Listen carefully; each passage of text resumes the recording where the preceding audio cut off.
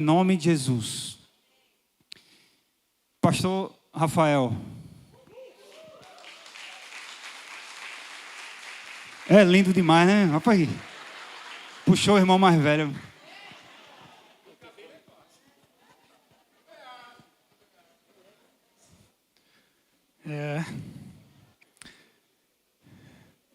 Fiquei encabulado. Boa noite, irmãos. Em paz do Senhor. Amém. Bom, vamos lá, né, gente?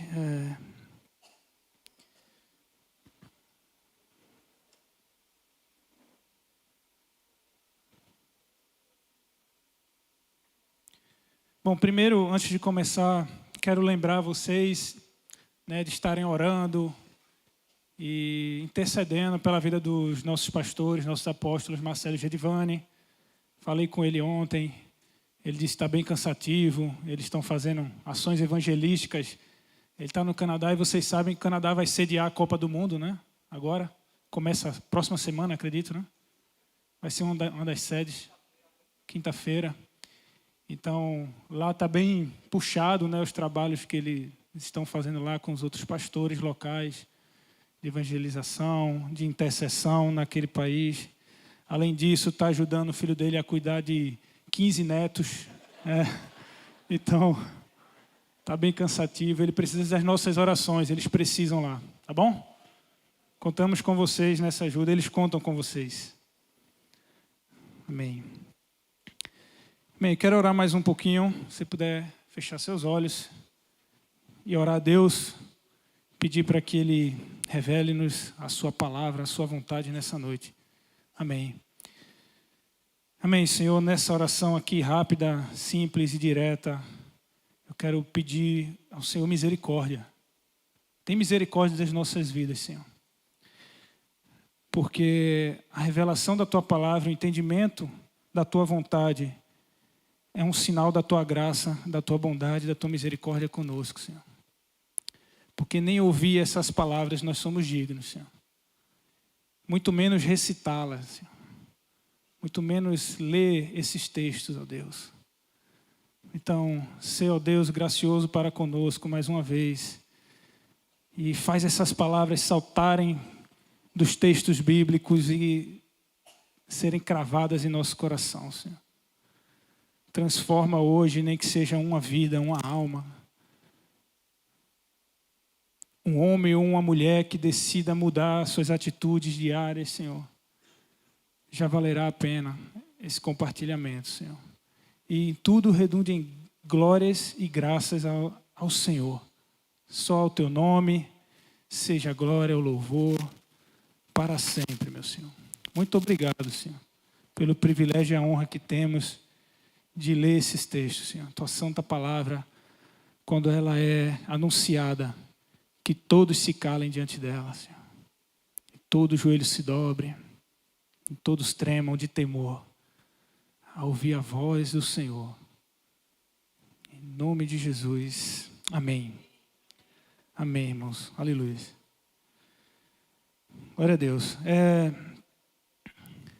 Essa palavra, irmãos, que eu vou compartilhar com vocês hoje, agora, ela é muito simples, tá? Eu vou passar mais tempo introduzindo, né, fazendo aquele lero-lero, para ganhar tempo. Brincadeira. Com fundo de verdade, né? Mas uma brincadeira. Porque quando eu chegar na conclusão, né, rapidamente, ela vai ser tão óbvia para muitos aqui, tão lógica, mas é algo que está ardendo no meu coração, irmãos. Desde o início do ano, eu tenho sentido vontade de falar sobre esse tema, sobre esse assunto. E não sei, parece que a viagem que a gente fez, né, eu fiz uma viagem para... A gente passou 40 dias fora, né? E a distância, né? A distância provoca em nós saudade, né? E isso me fez refletir um pouco sobre esse assunto. E eu tentei, irmãos, a palavra é simples, como eu falei.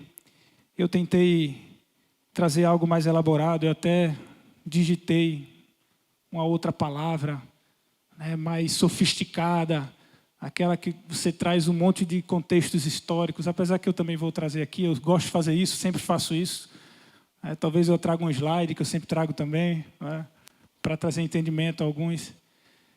Mas eu tentei trazer uma palavra mais elaborada, mas o Senhor tem falado muito ao meu coração um pouco sobre isso, né? Quando a gente está aqui em cima para pregar, para ministrar. E aqui já aproveito, né, e começo, né, trazendo um alerta, vamos dizer assim, uma exortação a todos que sobem aqui nesse lugar, pegam esse microfone para pregar, ou aqueles que têm um chamado e o fazem em qualquer outro lugar para estar anunciando o Evangelho do Senhor. É que uma coisa que o Senhor tem colocado no meu coração é que o principal requisito, né, que a gente precisa ter a anunciar uma mensagem, uma palavra aqui diante da igreja ou para qualquer pessoa que seja, é que a gente, no mínimo, esteja tentando vivê-la, né? No mínimo. Não faz sentido, né, eu pregar algo que eu sei que é a verdade, que eu sei que precisa ser vivido por muitos irmãos, mas que na minha vida isso são apenas palavras lançadas, né? Além disso, eu vi um testemunho de um pastor, onde ele disse que ele assume uma igreja e ele começa a se dedicar, ele se dedica à igreja, ao funcionamento, quando eu falo da igreja, ao funcionamento dos cultos, né? Como a gente está tendo aqui. Muita gente se dedica para um momento como esse aqui. O pessoal do louvor escuta as músicas, pega, ensaia, né? O pessoal da mídia trabalha aí, eu não sei nem o que é que eles fazem, não faço ideia, mas eu sei que é trabalhoso. Sei que eles se dedicam aí para fazer funcionar as transmissões, esses vídeos gravados, né, para anunciar a nossa programação na semana. Os irmãos que prepararam essa mesa belíssima, né, enfim, que fazem toda essa estrutura funcionar, iluminação, ar-condicionado. Tem muita gente trabalhando e que se dedica a isso. E o pastor, ele se dedicou à função dele, né, que a dele é uma função, né, principalmente nos cultos, de trazer uma pregação, né, de fazer uma pregação para a igreja, de trazer uma palavra. Ele disse que ele se dedicou tanto que ele começou a fazer isso muito bem feito. E ele trazia muitas palavras reveladoras, né? Aquelas palavras que todo mundo, quando ouve, fala: uau! Né? Que palavra! E no fim do culto, ele saía para ficar na porta para cumprimentar todos os irmãos e todo mundo: pastor, que palavra, que maravilha! Você é uma bênção de Deus na nossa vida, que revelação de Deus.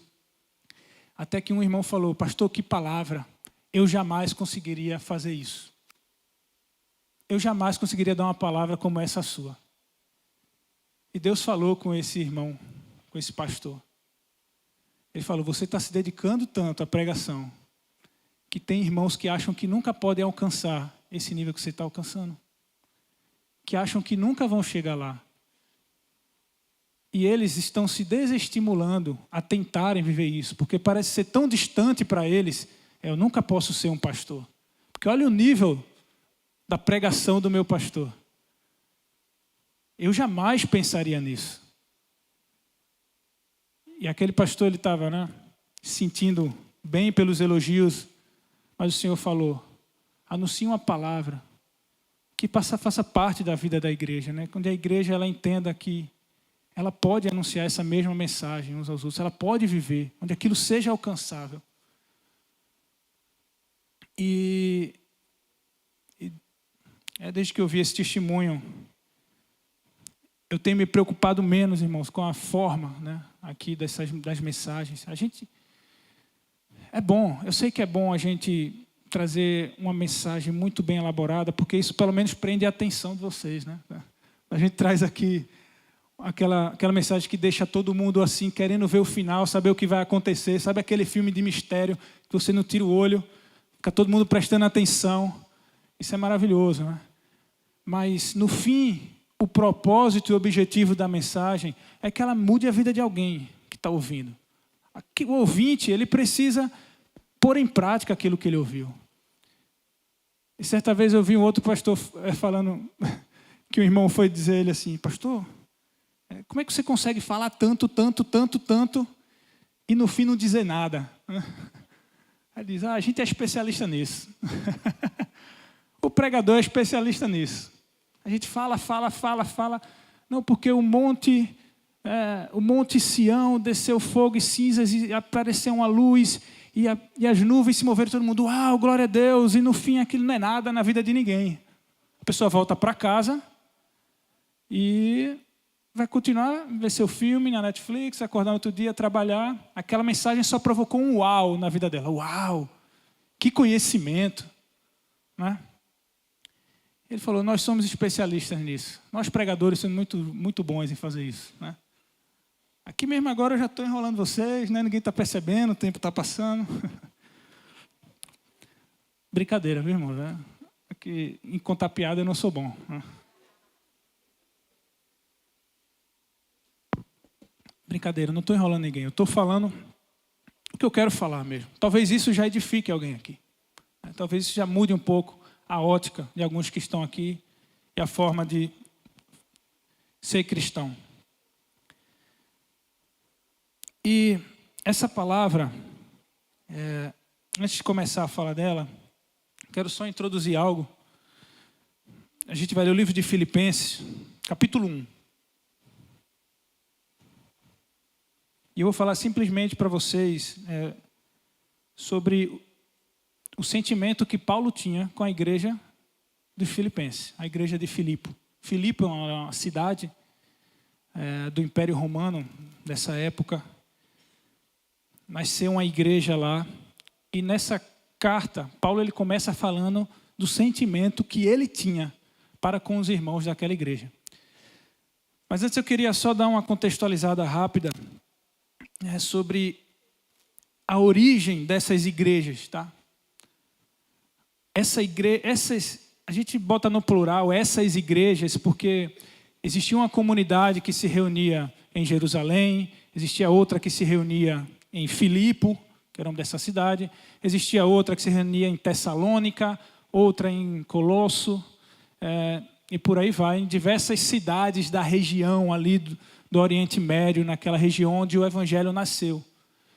Mas, apesar de serem várias reuniões, várias comunidades, como agora, a gente aqui está reunido, acontecendo, mas aqui do lado, no fim da rua, tem outra comunidade, outro grupo de irmãos que também estão reunidos lá, né?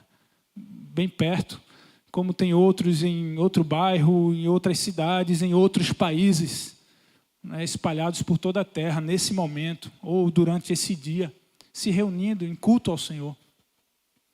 E, apesar de serem várias comunidades, a gente costuma chamar esse grupo de irmãos no singular, a igreja primitiva.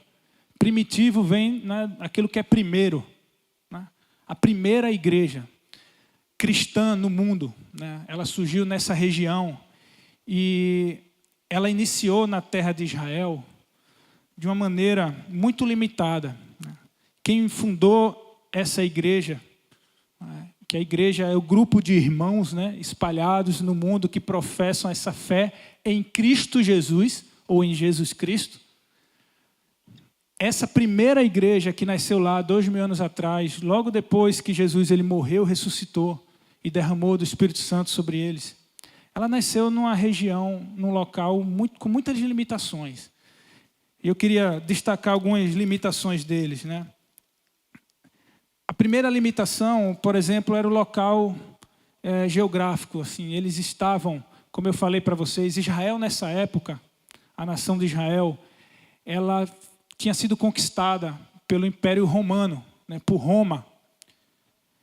Cerca de 60 anos antes de Cristo isso aconteceu, eles foram conquistados e a terra de Israel era governada por governadores romanos. A gente vê lá na história, né, Herodes, Pilatos, né, enfim, alguns deles eram governadores e governantes que serviam a Roma, né, não eram da própria nação de Israel. Então eles eram como que escravos, vamos dizer assim, né, vivendo naquela terra, na própria terra, né, eles eram dominados. Só que para todo o Império Romano, aquela terra de Israel era a periferia, a periferia. Tá? O Império Romano se espalhou na Itália, né, principalmente o centro do Império, mas também na Macedônia, na Turquia, tá? Em várias regiões, vamos dizer assim, mais glamurosas, com cidades mais relevantes do que aquela pequena e periférica região de Israel, né, onde tinha a região da Judéia, Samaria. Então, Jesus resolveu iniciar e fundar a sua igreja num local, né, esquecido, né, considerado pequeno para o mundo daquela época. E dentro da terra de Israel ele ainda escolheu a periferia da periferia, né, que foi a região da Galileia. A região da Galileia era mais distante da Judéia, que é onde ficava Jerusalém, que é o centro religioso dos judeus, né? A terra de Jerusalém, tinha toda aquela coisa religiosa. Jesus iniciou na Galileia, tanto que ele é chamado de Galileu, né? Nós chamamos Jesus o Galileu. Galileu, né? Aquela canção. Ele iniciou o ministério lá, ele foi para Galileia, Galileia dos gentios, né? Mateus 4 narra isso aí. Povo que jazia em grande trevas viu grande luz. Então, o evangelho iniciou num local onde não havia muita expectativa de que algo bom pudesse surgir dali. A segunda limitação é que era formado por um grupo. Os primeiros discípulos, irmãos, de Cristo, de Jesus, eram um grupo de judeus galileus que resolveram seguir Yeshua, né? Yeshua é a nossa tradução para o nome hebraico de Jesus. Homens simples, que fediam a peixe, né? Cheios de falhas, alguns coletores de impostos, né? Odiados pelo povo. Alguns negavam, outros traíam e outros fugiram. Esse foi o grupo de irmãos que iniciaram essa santa igreja do Senhor, num local periférico no mundo, né? E uma terceira limitação é que, ao contrário da época, do que era comum na época, as grandes religiões da época, elas tinham grandes templos, né? Templos pomposos, a própria religião judaica. Ela tinha o templo de Salomão, lá enorme, que na verdade foi depois reconstruído, né, naquela época ali de Esdras, Neemias. Mas as religiões pagãs, as religiões gregas, romanas também, todos eles tinham templos grandiosos. Herodes tinha um templo dedicado a ele, um templo, irmãos, um templo de ouro, feito de ouro. E os irmãos cristãos, né, os crentes, os discípulos de Jesus, eles não tinham nada. Eles se reuniam escondidos no início. Muitos não sabem disso. Eles se reuniam escondidos no pátio assim do templo de Herodes, um templo pagão. Eles chegavam lá, se juntavam lá no pátio, se reuniam ali, fingiam como se fossem... E ali eles se reuniam, faziam orações, fortaleciam uns aos outros. Além disso, eles se reuniam nas casas, de casa em casa. Então essa é a religião cristã que Jesus fundou, né, num local periférico no mundo, por homens que ninguém dava nada por eles, né, não eram guerreiros, não eram príncipes, filhos de reis, não tinham sacerdotes, nem templos grandiosos, para que aquela religião pudesse ser algo relevante no mundo. Mas um fenômeno inexplicável, sem igual na terra. Essa igreja, esses irmãos, esses pescadores, ali na periferia do mundo, num lugar onde nem água tinha direito, apenas 3 séculos depois, tornaram o cristianismo a religião maioria de todo o Império Romano. Roma se converteu ao cristianismo. E depois de Roma, para o mundo. Até os dias de hoje, 2000 anos se passaram. Aqueles homens pescadores humildes, que não tinham nem templo, nem sabiam ler direito, alguns deles iletrados, só sabiam pescar. O líder deles, o chefe que o chamou, tinha morrido na cruz, humilhado. Eles conseguiram um fenômeno inexplicável, nada igual, irmãos, não tem nenhum paralelo, não tem nada semelhante na história da humanidade. Você vai procurar, estude depois a história das religiões, não tem nada igual ao cristianismo. um fenômeno, irmãos, que só pode ser promovido por Deus. Alguns filósofos, alguns escritores ilustres dos dias de hoje, eles falam, essa história, ela não tem como ser criada. C.S. Lewis também ele cita isso. Ela não cabe no imaginário humano. Não dá para um homem inventar isso. Isso aqui é tão absurdo. Isso é tão absurdo.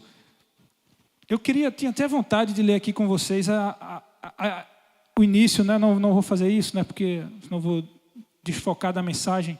Mas Mateus, por exemplo, ele começa o Evangelho segundo Mateus, né? O livro de Mateus, ele começa fazendo uma descrição da genealogia de Jesus.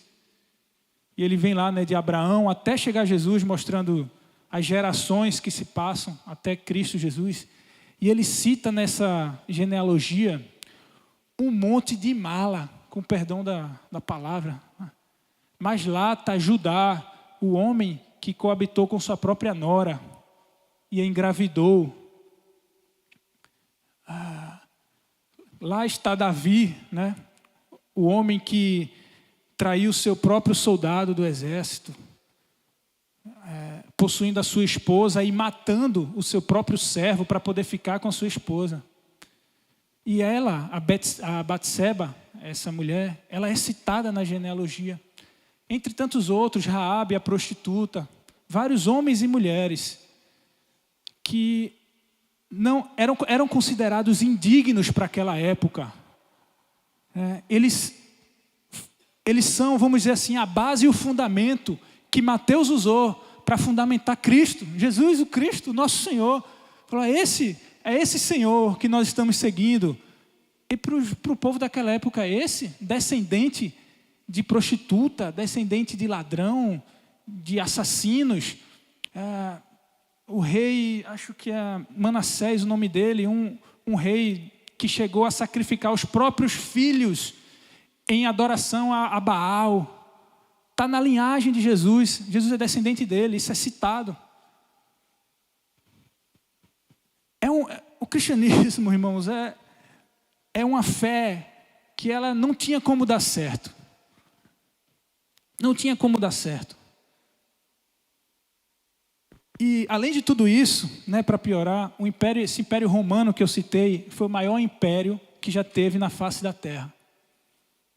Enfim, pode haver discussões aí históricas se foi de fato o maior, mas para muitos é considerado o maior império. Mas apesar de todas essas limitações,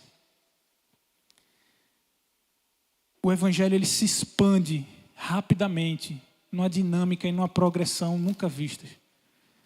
Para piorar, esqueci de falar, eles foram perseguidos, torturados, jogados na prisão, lançados em prisão, né? Açoitados. Esses são os ancestrais da nossa fé, né? Os primitivos, a igreja primitiva. E exatamente por esse milagre, né, tão maravilhoso, tão estrondoso, né, que é esse crescimento da fé cristã no mundo, é que nós hoje, 2000 anos depois, os cristãos de hoje, eles devem olhar para esses primeiros e aprender algo com eles. Alguns que o nome não é nem citado, cujo nome nem é citado na palavra. Nós aqui, homens, alguns com doutorados, né? Aprendendo com um humilde pescador de 2000 anos atrás, que não tinha acesso ao conhecimento que nós temos hoje. Aprendendo com a prostituta, o mendigo, o escravo, que não tinha nem identidade na época. Então hoje nós temos que tomar como modelo esses irmãos, porque foram eles que fizeram esse milagre. Foram eles. E a gente vê na palavra de Deus essa expansão desse evangelho em algumas viagens missionárias do apóstolo Paulo. Aí aqui entra, por que eu estou falando isso para vocês? Aqui entra onde eu quero chegar, né? A igreja de Filipenses. Paulo, ele depois que é convertido ao Senhor, que tem uma visão do próprio Jesus e a sua vida é transformada, ele absorve essa missão de espalhar essa mensagem, anunciar esse evangelho, né? Principalmente nessas cidades que não eram judaicas, né? Que não tinham judeus, eram as cidades dos gentios. Ele se chamava apóstolo dos gentios. Paulo, né? Ele disse, eu sou apóstolo dos gentios. Gentios são aqueles que não eram judeus, né? Não pertenciam ao povo escolhido dos judeus, não eram circuncidados, né? De acordo com a religião judaica. E ele resolve ir nessas cidades, ele faz algumas viagens missionárias durante 12 anos. E ele conta o currículo dele, e é algo assim, a história dele que ele passa nesses lugares, né? Em umas 2 cartas ele narra isso, ele fala das prisões, dos açoites que ele levou, foi apedrejado, né? Ele passou até por naufrágio para cumprir essa missão. E ele chega um dia em Filipos. E eu quero mostrar, né, pedir para Abdala separar ali a imagem. Conseguiu, Abdala? Não. Conseguiu? A gente tentei pegar aqui alguma imagem que mostrasse um pouco da segunda viagem missionária de Paulo. Essa história muitos conhecem aqui. Muitos não sabem que conhecem, mas conhecem. Conhecem, tá? Aqui onde está Cesareia, mais embaixo aqui, a cidade de Jerusalém também está mais ou menos, um pouquinho mais abaixo talvez disso aqui. Está aí nessa região. Essa é a segunda viagem missionária que Paulo ele fez. Tá? Ele já tinha feito uma primeira junto com Barnabé. E nessa viagem, por exemplo, ali em cima está escrito Antioquia. Vocês estão vendo, né? Antioquia é uma cidade de gentios que eles se converteram a Cristo. Eles não eram judeus. E houve um debate naquela época de se eles precisavam, os moradores, os cristãos de Antioquia, se eles precisavam se converter ao judaísmo. Porque, irmãos, hoje a gente fala de cristianismo, mas naquela época ninguém fundou uma religião nova, né? Vocês têm entendimento disso? A religião já existia, era o judaísmo. Jesus era judeu. Amém? Entendem isso? Jesus era judeu. Ele não veio fundar literalmente nenhuma religião. Ele apenas levantou no meio do mundo homens e mulheres que queriam segui-lo, né? Que creram que ele era o Messias prometido por Deus e que resolveram seguir os seus mandamentos, os seus ensinamentos. Em Antioquia, quando Paulo chegou lá com Barnabé, esses irmãos que se converteram passaram a ser chamados de cristãos, porque eles anunciavam Jesus, o Cristo. O Cristo é um termo grego que significa ungido, simplesmente. Jesus, o ungido, ou Jesus, o escolhido. Tá? Cristo não é sobrenome de Jesus. Tem gente que acha, então é bom explicar para você. Não é sobrenome. O nome dele é Jesus. Cristo significa ungido, ou o escolhido. O Messias, o prometido. E ali eles começaram a ser chamados em Antioquia dos cristãos. E os judeus queriam que os cristãos de Antioquia se convertessem ao judaísmo, que eles se circuncidassem, que eles guardassem sábado, né, que eles cumprissem as leis de Moisés. E houve um debate naquela época, né, entre os apóstolos para decidir qual seria a decisão. Esses irmãos iam precisar se converter ao judaísmo? Sim ou não? E a decisão de Tiago, né, que era o principal líder da igreja na época, junto com os outros apóstolos, Paulo estava no meio, é de que eles não precisavam.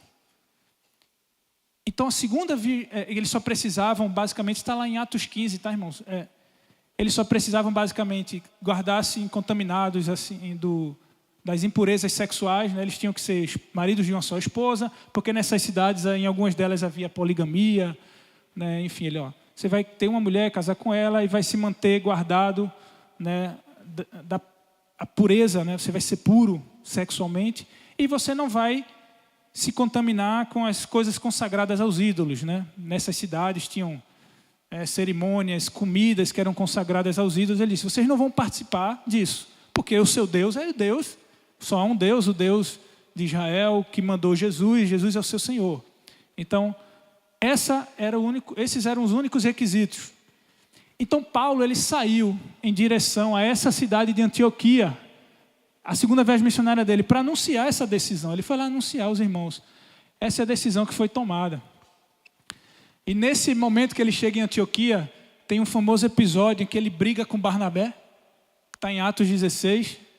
Quem sabia que Paulo brigou com Barnabé aqui? Quem sabe? Quem não sabia? E quem não levantou a mão é o quê?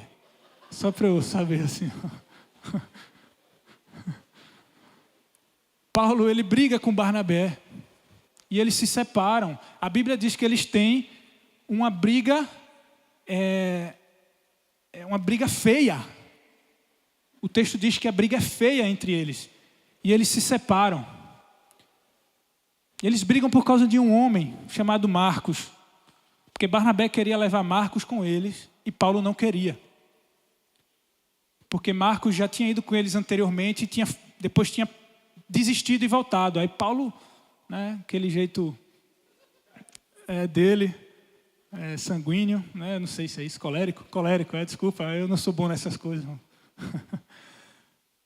Daquele jeito dele, disse, não, esse menino não vai mais com a gente não, porque ele desistiu lá atrás. E Barnabé, não, Barnabé com aquele, como o Felipe pregou aqui um domingo desse, né, o consolador, aquele que quer trazer todo mundo para junto. O próprio Barnabé acreditou no próprio Paulo, né? E agora Paulo estava desacreditando de Marcos e Barnabé foi lá, não, vamos dar uma chance a ele. E eles brigaram. Isso teve até um lado bom, porque de uma viagem missionária, de uma comitiva, saíram duas. Barnabé foi para Chipre ali embaixo, e Paulo seguiu esse caminho. E Paulo ele sai andando. Derbe, Listra, Icônio. Essa região, Éfeso, até Troade ali mais ou menos, é a região que eles chamam da Ásia.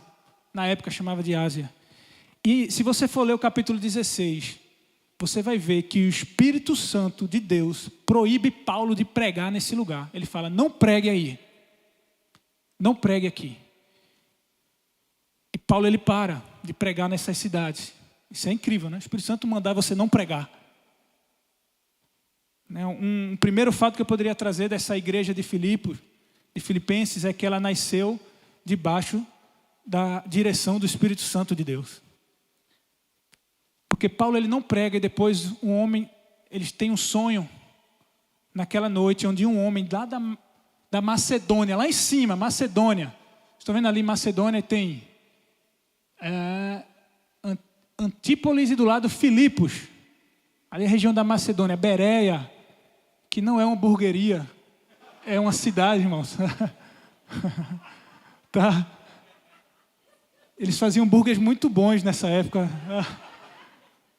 Tinha um lá de queijo coalho e mel de engenho, delicioso. Então, ele teve um sonho que um irmão de lá, da Macedônia, estava chamando eles para ir lá, ajudá-los.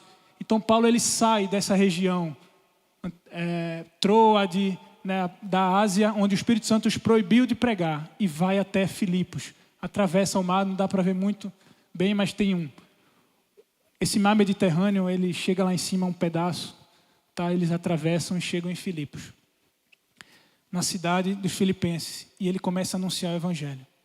O livro de Atos 16 conta a história de como surgiu a igreja de Filipenses. E eu gosto de trazer essa contextualização, irmãos. Muita gente acha que isso é desnecessário. Vai logo para o espiritual, né? Isso aí está muito natural, está muito humano. Mas eu não sei quanto a vocês, mas para mim me dá uma outra clareza, me dá uma outra ideia do que estava acontecendo. Você parece que se transporta para lá. Isso faz com que essas palavras elas entrem e sejam cravadas no coração. Nessa igreja, ele primeiro se reúne com alguns judeus perto de um rio e eles começam a orar, eles começam orando. Está tudo escrito em Atos 16, eu não vou abrir para a gente não demorar. E se converte uma irmã chamada Lídia, uma irmã que tinha posses, dinheiros, ela negociava, comercializava. É nessa cidade também Paulo ele continua lá pregando o evangelho e os irmãos vão se convertendo, vai crescendo. Até que acontece um episódio que a maioria conhece aqui. Quem conhece a história de Paulo e Silas na prisão? Onde eles louvam a Deus, eles estão presos, acorrentados pelos pés, e eles louvam a Deus e dá um terremoto naquele lugar e soltam as correntes deles. Isso acontece nessa viagem, quando ele chega lá em Filipos, acontece em Filipos, na cidade dos filipenses. E por que Paulo estava preso? Ele estava preso porque ele expulsou um demônio de uma mulher que fazia adivinhações.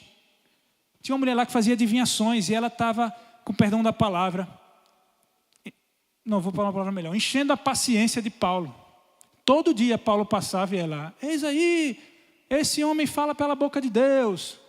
Esse homem fala pela boca de Deus. A Bíblia diz que ele perde a paciência e fala, espírito imundo, saia dela. E ela sai. E o espírito imundo sai. Isso acontece em Filipos. Só que essa mulher dava lucros para uns homens, porque ela fazia adivinhações. E os homens lucravam com ela. E eles perderam lucro, porque ela agora não conseguia mais adivinhar nada. O espírito imundo, o demônio saiu dela. E eles pegam Paulo e fazem umas acusações lá contra ele, mentirosas, e ele é preso. E ele é açoitado, chicoteado. E ele é preso com Silas, porque Barnabé não foi com ele, na viagem ele levou Silas. Né? E ele é preso com Silas, e ele louva ao Senhor. À meia-noite, a Bíblia diz que ele está louvando ao Senhor, e um terremoto acontece, lá na cidade de Filipos, os filipenses. Essa região tem muito terremoto, é comum ter terremoto. Mas o time de Deus, né, botou o terremoto na hora certa. À meia-noite, quando eles cantavam louvores. E todos foram libertos ali. As cadeias saíram. E quem lembra, essa história é famosa, mas quem lembra o que aconteceu? Tinha um carcereiro lá, vocês lembram disso? E esse carcereiro tinha a função de guardar, de manter eles presos. Então o carcereiro, quando viu, estava todo mundo solto, todo mundo fugiu. Ele pega uma espada e ele fala, eu vou tirar minha própria vida. Porque se ele voltasse, né, para as autoridades e dissessem, olha, eles escaparam, ele ia ser morto de todo jeito. Então ele falou, antes que eles me matem, eu vou me matar. E ele pega a espada para se matar. E Paulo fala, pare, não lance a mão sobre você, nós estamos aqui. E o carcereiro na hora, tremendo, emocionado, chorando, se ajoelha e fala, o que eu faço para ser salvo? Essa foi a mensagem que Paulo pregou para o carcereiro na prisão. Ele só disse, pare, não faça mal à sua vida, porque nós estamos aqui. Nós não fugimos.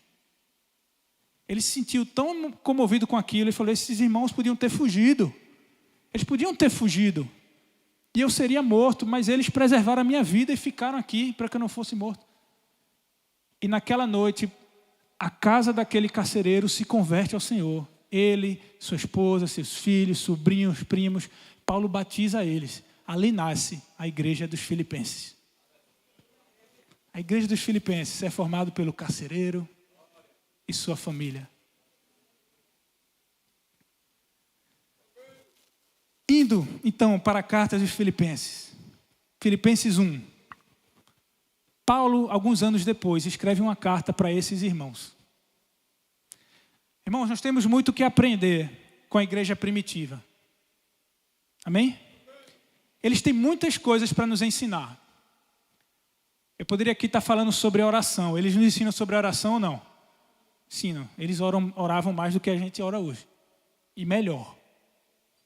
Eles nos ensinam sobre intercessão, ensinam. Eles nos ensinam sobre missões, evangelismo, sim. Tanto que a história que eu contei aqui foram as missões deles que fizeram com que o evangelho se espalhasse por toda a terra, o cristianismo.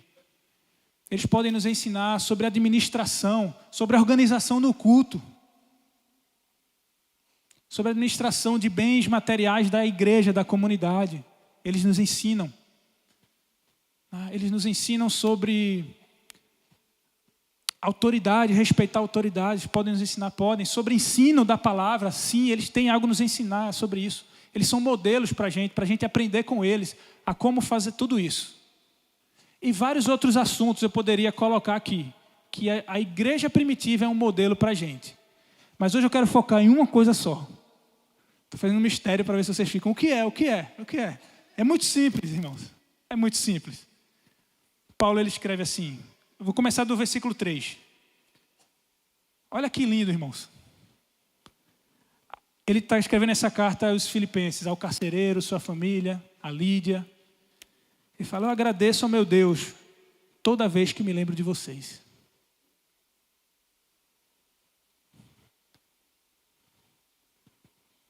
Agradeço a Deus toda vez que me lembro de vocês. Esse versículo para mim, irmão, não sei para você, já é magnífico. Quando você lembra de mim, irmão, de mim. Está no seu dia lá, aí de repente, de alguma coisa aconteceu. Eita, lembrei Rafael lá, pastor Rafael, guitarrista. Você agradece a Deus pela minha vida, fala, muito obrigado pela vida dele, Senhor. Ele é muito precioso para mim. Não, você não devia nem estar aqui ouvindo essa pregação, porque você já vive tudo isso, né? Ou eu, quando me lembro de alguns de vocês aqui, será que quando eu me lembro de Leide, né, de Wellington, talvez, de Everton, eu fazia lá a escala do louvor, vou escalar Everton. Eita, me lembrei de Everton. Será que eu paro e falo, Senhor, muito obrigado pela vida de Everton, Senhor. Ele é muito precioso para mim. Ele continua, em todas as minhas orações em favor de vocês, eu sempre oro com alegria, por causa da cooperação que vocês têm dado ao Evangelho. Desde o primeiro dia, lá, naquela prisão, o carcereiro, quando a gente fazia orações no rio, Paulo, ele teve que sair de lá, eu não contei isso a vocês, mas depois desse episódio, as autoridades expulsam ele de Filipe. Ele tem que sair. E são esses irmãos que continuam tocando a igreja. Ali se levantam os pastores, os presbíteros, os bispos, e tocam a igreja. Paulo tem que ir embora dali. Desde aquele primeiro dia até agora, eu estou convencido de que aquele que começou a boa obra em vocês vai completá-la até o dia de Cristo Jesus. E aí ele diz, é justo que que assim eu me sinta a respeito de todos vocês, uma vez que eu os tenho em meu coração. Paulo ele diz, eu tenho vocês em meu coração. Vocês estão no meu coração. Olhe para esse irmão do seu lado, irmão. Olhe para trás, dá uma olhada ao redor aí de você. Esse irmão, ele está no seu coração. Esses irmãos. Você olha para eles e você está aqui no meu coração. Né? Será? Ele diz, eu tenho vocês no meu coração. Vocês estão dentro do meu coração. E não pagam aluguel, né? Aí ele diz, pois, quer nas correntes que me prendem, quer defendendo e confirmando o Evangelho, todos vocês participam comigo da graça de Deus. Depois eu vou voltar para esse versículo. Mas deixa eu adiantar. Deus é minha testemunha. Presta atenção, versículo 8. Deus é minha testemunha de como eu tenho saudade de todos vocês. Eu falei aqui quando eu viajei em janeiro. Eu senti saudade de vocês, meus irmãos. Pelo menos de alguns na maioria aqui que eu conheço mais perto, né? Eu senti saudades. Irmãos, Portugal é um país lindíssimo. É um país lindíssimo. E eu tenho a oportunidade de viver lá. Organizado. Eu vou falar uma coisa aqui, tá me entendendo? Eu já estive na Irlanda, na Inglaterra e em Portugal. Eu já estive em Londres, irmãos. Eu já vi o Palácio de Buckingham, não sei nem falar. O Palácio do rei, né? Hoje é o rei Charles, né? Onde ele mora, a família real da Inglaterra. Portugal, a cidade de Porto é mais bonito, é mais belo do que Londres. Pense num lugar bonito. Maravilhoso. A Nádia aí também que foi para a Itália, quase não volta. Outra vida, irmãos, é outro mundo. Lá não toca brega nas ruas. Não toca, irmãos. Não toca. Aqueles... Não tem não, irmãos.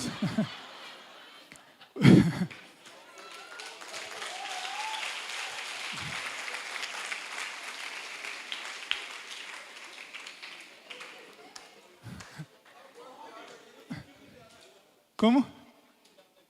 Não tem filme pirata nas ruas? Não? Não tem fio, não tem fio pendurado nos postes. A fiação passa toda por debaixo da terra. Os motoristas ultrapassam pela esquerda. Quem não quer ultrapassar fica na direita, aqui atrás. Lá funciona.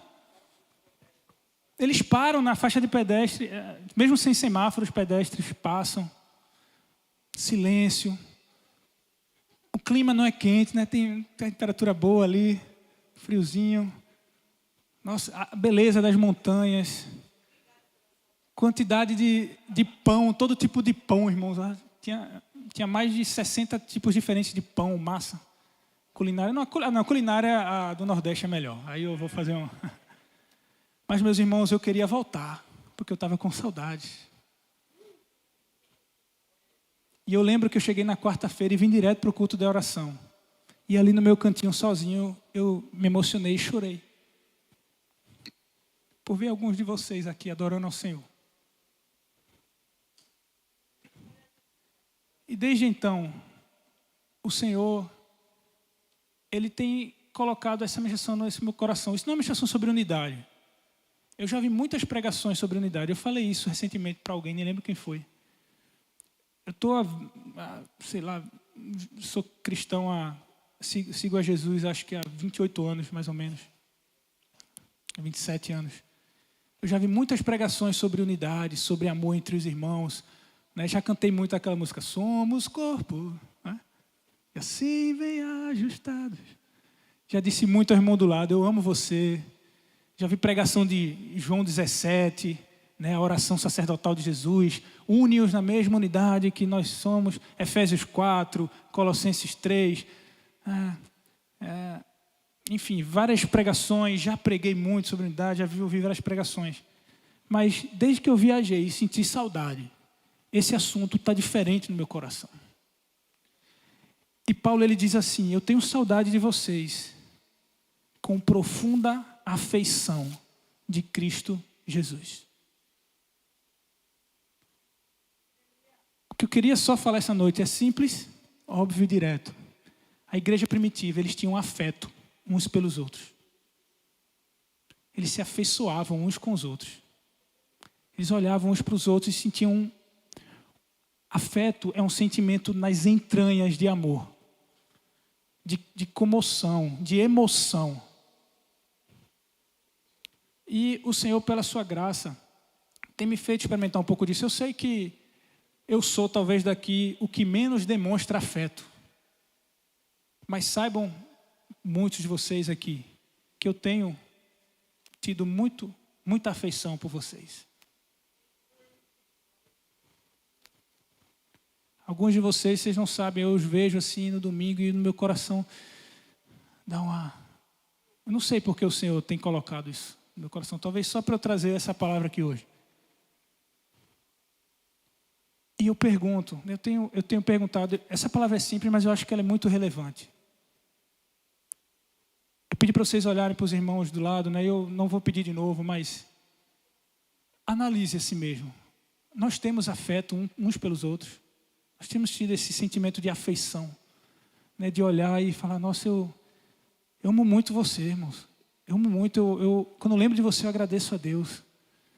Eu estou em casa sozinho e falo, Senhor, muito obrigado. Eu estou com saudade, estou com vontade de ir para o culto, só para ver meus irmãos novamente. Resolvia todos os problemas de gente que falta culto, se tivéssemos afeto uns pelos outros. Porque o seu líder pode lhe falar, por que você não veio? Não pode faltar, tarará. Se você tivesse afeto, você viria sem ninguém pedir. Mas sem afeto, sem essa afeição, sem essa compaixão uns pelos outros, você vai dizer, por que eu tenho que ir para lá? Eu posso buscar Deus em casa, né? Deus vai ouvir minha oração em casa. Se tem algo que a igreja primitiva nos ensina, é que eles tinham profunda afeição uns pelos outros.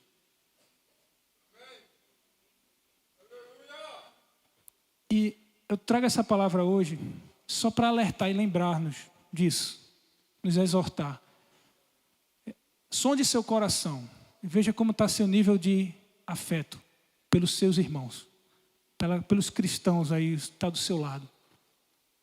Alguns de nós sentamos aqui e senta o irmão do lado que a gente vê todo domingo, às vezes a gente tem que ver meio que um lugar marcado, né? Cada um senta mais ou menos no mesmo lugar todo domingo. E ele chega do seu lado, você não dá um boa tarde, alguns aqui não consegue dar um abraço, dizer que bom que você veio. Porque se for fazer isso, é falso, né? Assim, você não está sendo verdadeiro. E o modelo de igreja que nós seguimos hoje, essa palavra eu acho que é importante falar, porque ela é perigosa, ela nos provoca a perder as afeições. Tudo isso aqui é muito bonito, irmãos, né? Toda a estrutura, toda a instituição, tudo que a gente levanta. Mas isso tem o risco de nos afastar.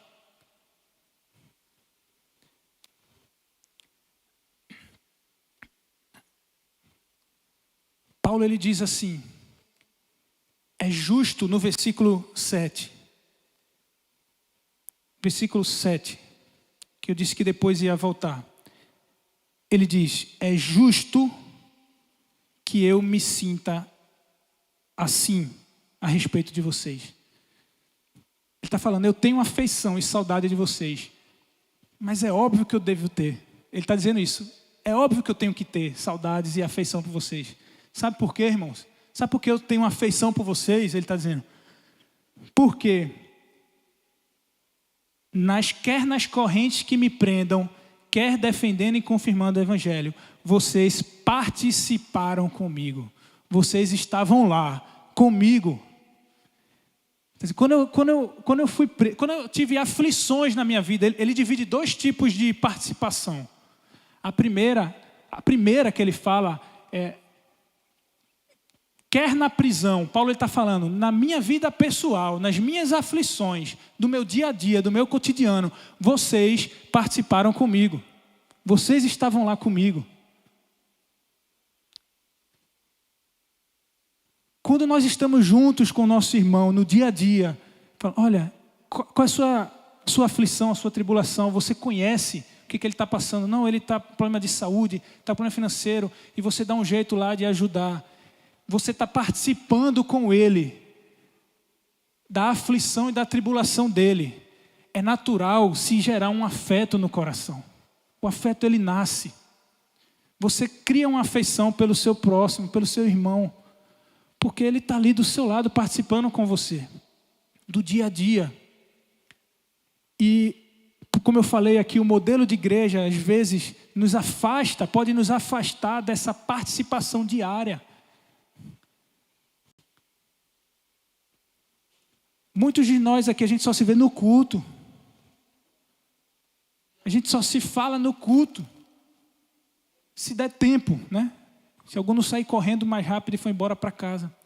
Porque a gente vive, né, a filosofia da sociedade dos dias de hoje, ela é baseada no crescimento, vamos dizer assim, da antropologia, né, do culto ao bem-estar, a si mesmo. Tudo é voltado para o que te faz bem. As igrejas estão até adaptando a sua forma para poder dar uma boa experiência de culto a você, para te agradar, para você querer voltar. E tudo que nós queremos é estar bem, se sentir bem. E hoje nós vivemos, né, com esse fenômeno das redes sociais, um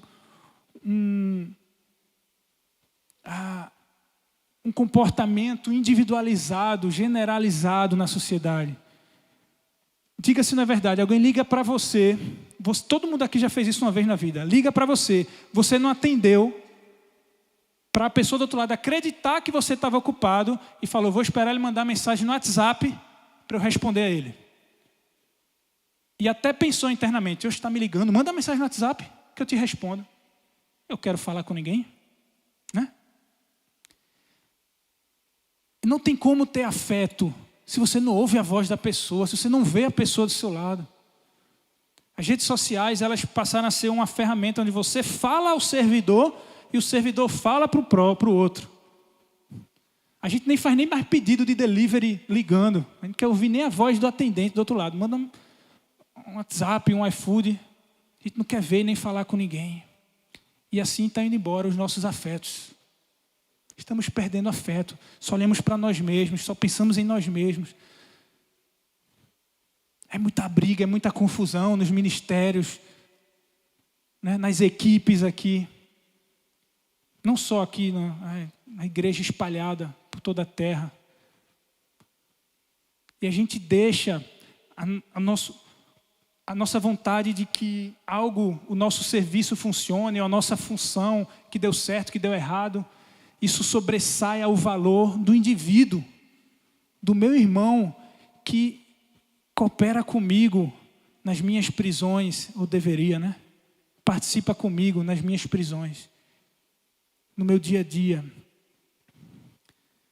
E Paulo, a segunda coisa que ele fala, além das próprias prisões, ele fala, quer nas prisões, quer defendendo e confirmando o evangelho. Aqui ele está falando do ministério dele. Quando eu estou no ministério, pregando o evangelho, anunciando, vocês também estavam comigo.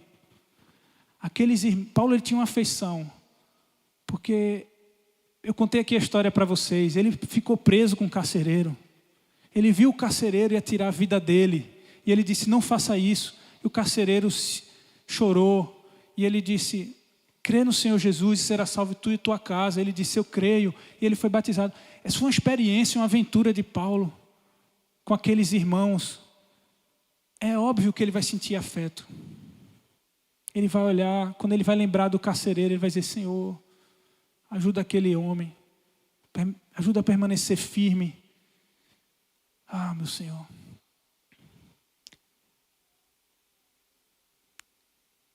Minha oração nessa noite é que o Senhor nos aumente o afeto. Que a gente tenha afeição uns pelos outros. É tudo que nós precisamos, no momento.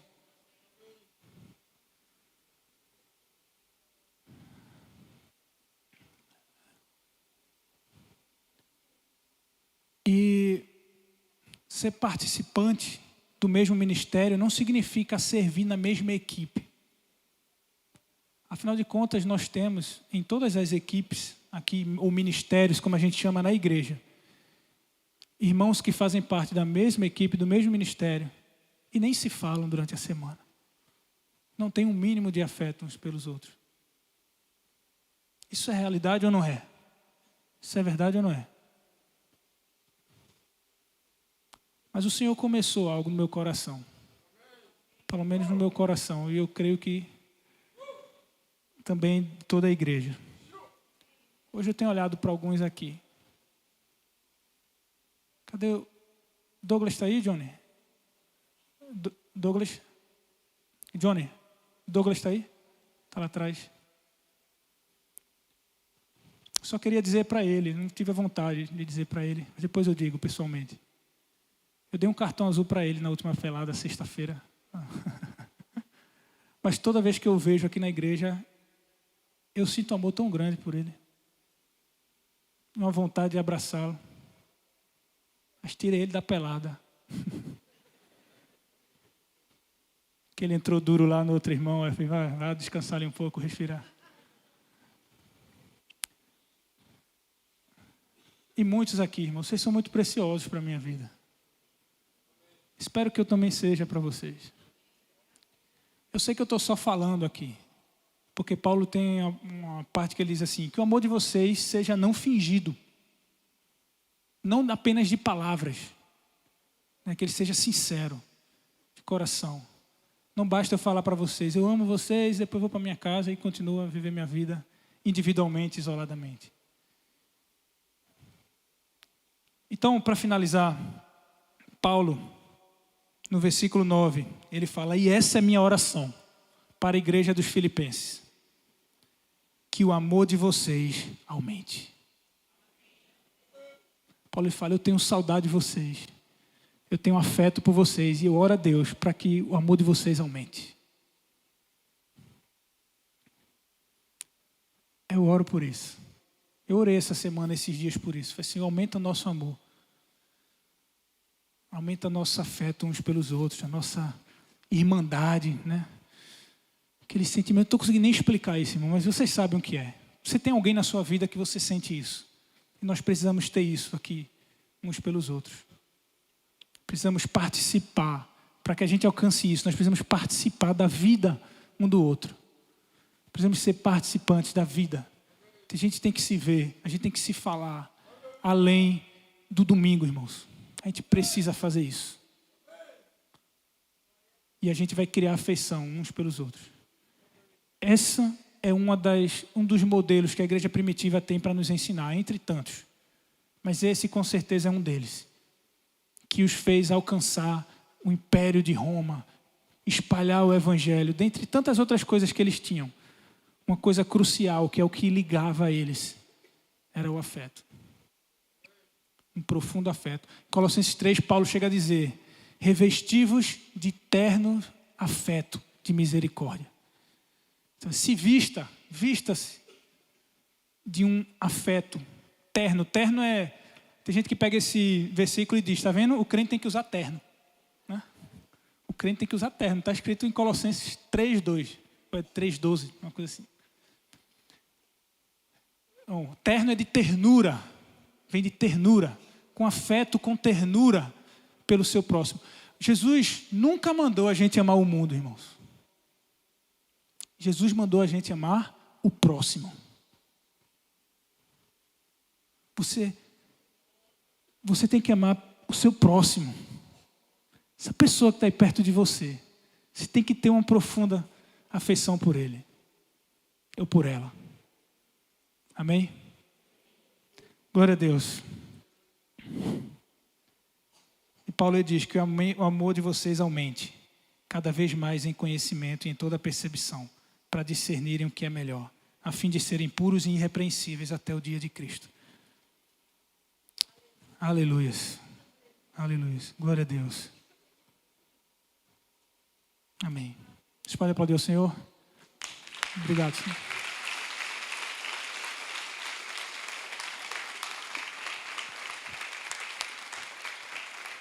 Ai, Deus. Quero fazer uma oração simples e rápida aqui.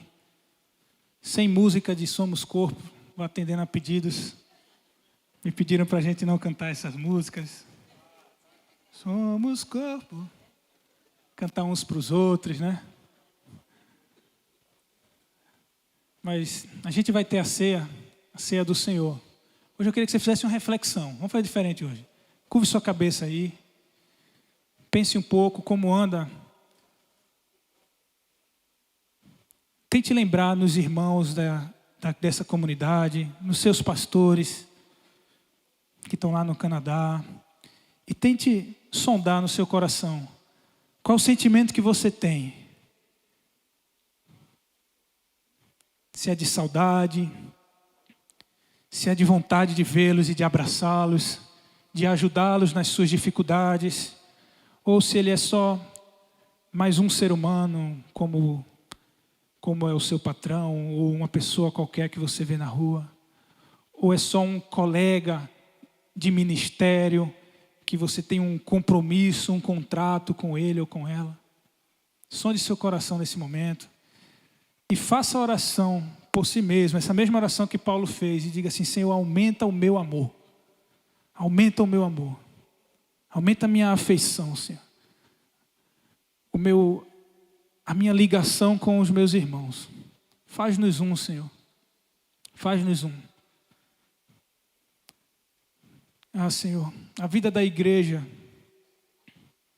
muitos querem viver um cristianismo, um evangelho social, que se resume a você frequentar um culto, frequentar uma reunião, para ali você receber uma palavra de renovo, de ânimo, para sair um pouco mais fortalecido e poder voltar para sua casa renovado, para poder viver a sua vida.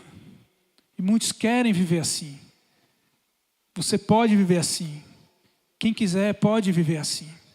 Mas o chamado para ser parte da igreja do Senhor, para ser parte da comunidade da fé espalhada na terra, ele vai muito além. Ele fala de ser inserido em um corpo, onde somos conectados e ligados por juntas e ligaduras,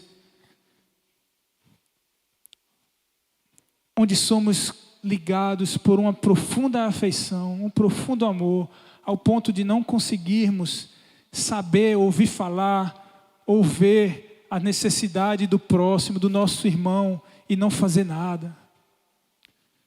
E não fazer pelo menos uma intercessão por ele. Senhor, eu entendo que quando o salmista dizia, alegrei-me quando me disseram, vamos à casa do Senhor. Ele tinha muitas alegrias na tua casa, que o fazia estar satisfeito.